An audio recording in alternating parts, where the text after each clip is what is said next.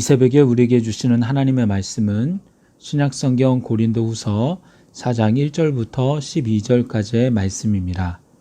제가 가지고 있는 성경책으로 신약성경 289쪽에 있습니다.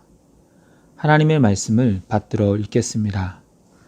그러므로 우리가 이 직분을 받아 긍휼하심을 입은 대로 낙심하지 아니하고 이에 숨은 부끄러움에 이를 버리고 속임으로 행하지 아니하며 하나님의 말씀을 혼잡하게 하지 아니하고 오직 진리를 나타내므로 하나님 앞에서 각 사람의 양심에 대하여 스스로 추천하노라. 만일 우리의 복음이 가리였으면 망하는 자들에게 가리어진 것이라. 그 중에 이 세상의 신이 믿지 아니하는 자들의 마음을 혼미하게 하여 그리스도의 영광의 복음의 광채가 비치지 못하게 함이니 그리스도는 하나님의 형상이니라.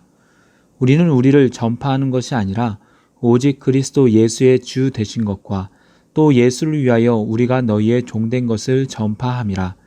어두운 데에 빛이 비치라 말씀하셨던 그 하나님께서 예수 그리스도의 얼굴에 있는 하나님의 영광을 아는 빛을 우리 마음에 비추셨느니라.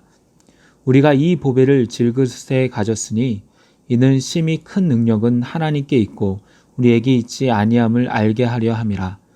우리가 사방으로 우겨쌈을 당하여도 쌓이지 아니하며 답답한 일을 당하여도 낙심하지 아니하며 박해를 받아도 버림받지 아니하며 거꾸러뜨림을 당하여도 망하지 아니하고 우리가 항상 예수의 죽음을 몸에 짊어짐은 예수의 생명이 또한 우리 몸에 나타나게 하려 함이라.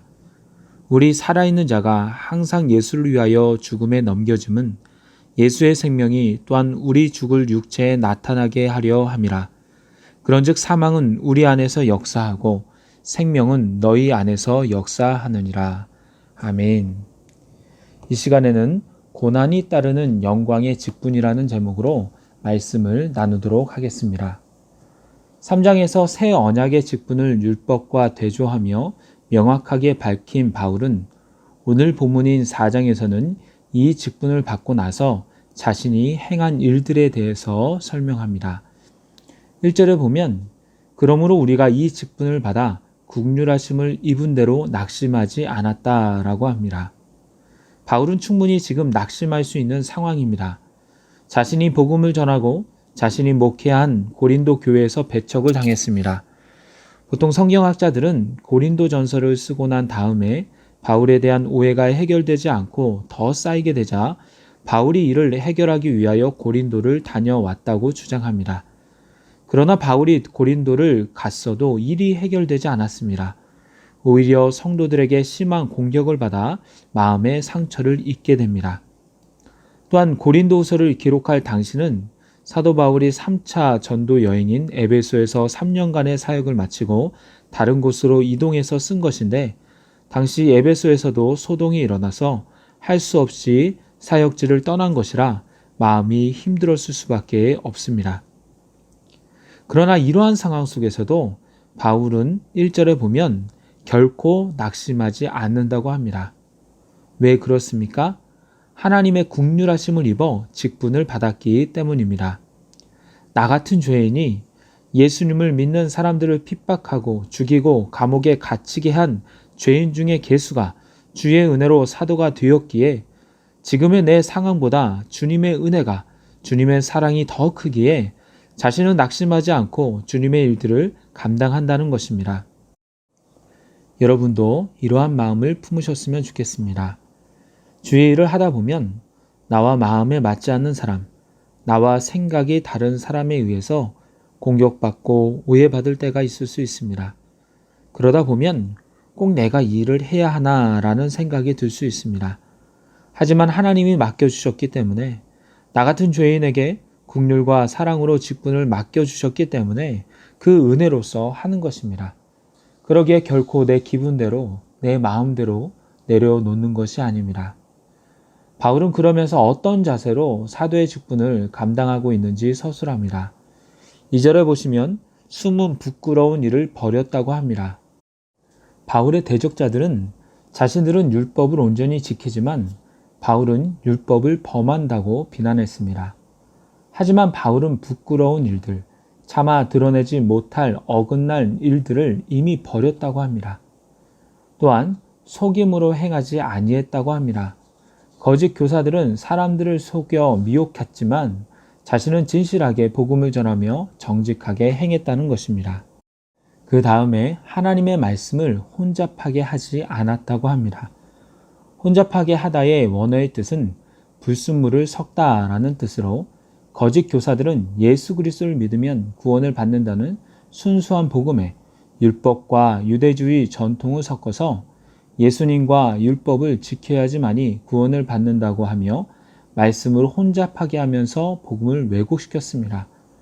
바울은 전혀 그렇게 하지 않았다는 것입니다. 오직 진리를 나타내었다는 것이죠. 그것은 하나님도 아는 바요, 고린도 교회 성도들도 아는 바입니다. 그러기에 그는 모든 사람의 양심으로 스스로 추천한다고 말하고 있습니다. 사도로서 거짓 교사와는 다르게 바른 말씀과 행실로 살아왔다는 것입니다. 바울은 이렇듯 사도로서 진실하게 복음을 전했음에도 불구하고 여전히 복음을 제대로 알지 못하는 마음이 가리워진 자들이 있음을 안타까워합니다. 3절에 만일 우리의 복음이 가리웠으면 이라고 시작하는데요. 이것은 3장 13절에 소개된 모세의 수건의 이미지를 재사용한 것입니다. 수건으로 가리워졌듯이 복음이 가리워진 자들이 있다는 것입니다. 못 알아듣는 자들이 있다는 것입니다. 바울은 이러한 자들을 망하는 자들이라고 합니다. 그 중에는 이 세상의 신, 즉 사단이 그 마음을 혼미하게 하여 깨닫지 못하게 하는 이들이 있습니다. 혼미하게 하다의 헬라어 뜻은 맹인이 되게 하다입니다. 복음 외에 무언가를 자꾸 첨가함으로 이제는 아무것도 보지 못하는 맹인처럼 되었다는 것이죠. 그러나 바울은 다릅니다. 바울이 전파하는 것은 다릅니다. 거짓 선생들처럼 거짓 복음을 가르치지 않았습니다. 그럼 무엇을 전합니까? 바로 5절에 나와 있습니다.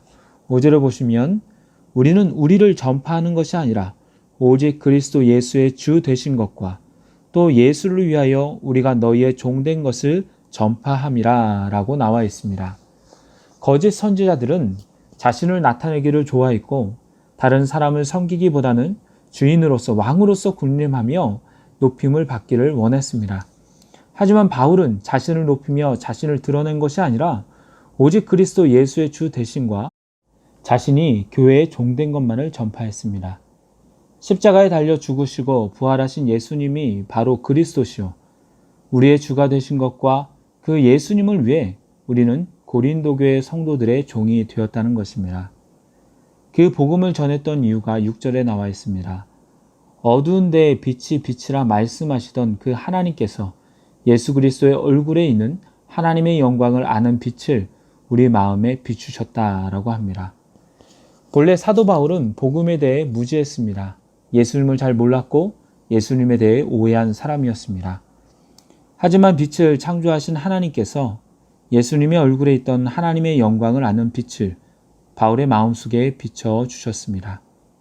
바울 혼자서는 절대 깨달을 수 없었지만 하나님이 그의 마음에 비춰주시고 밝혀주심으로 복음을 깨달았고 그러기에 복음을 전할 수 있었습니다. 그는 이렇게 깨달은 보배와 같은 복음을 질그릇에 가졌다고 합니다. 질그릇은 진흙으로 빚어서 만든 구운 그릇입니다. 이는 비싸지도 않고 쉽게 끼어져 큰 값어치가 없습니다. 이 질그릇은 바울 자신을 가리키는 것인데요. 질그릇같이 연약하고 깨지기 쉬운 자신과 같은 인간이지만 하나님께서 보배와 같은 복음을 자신에게 맡겼다는 것이죠. 왜 질그릇과 같은 인간에게 맡겼다고 합니까? 7절에 보면 이는 심히 큰 능력은 하나님께 있고 우리에게 있지 아니함을 알게 하기 위함이라고 합니다. 복음의 능력은 사람에게 있지 아니함을 알려주기 위함입니다. 복음을 전하다가 사방으로 우겨쌈을 당했습니다. 그러나 절망하지 않습니다. 답답한 일을 당했습니다. 그러나 낙심하지 않습니다. 박해를 받아 버려졌습니다. 거꾸로뜨림을 당했습니다.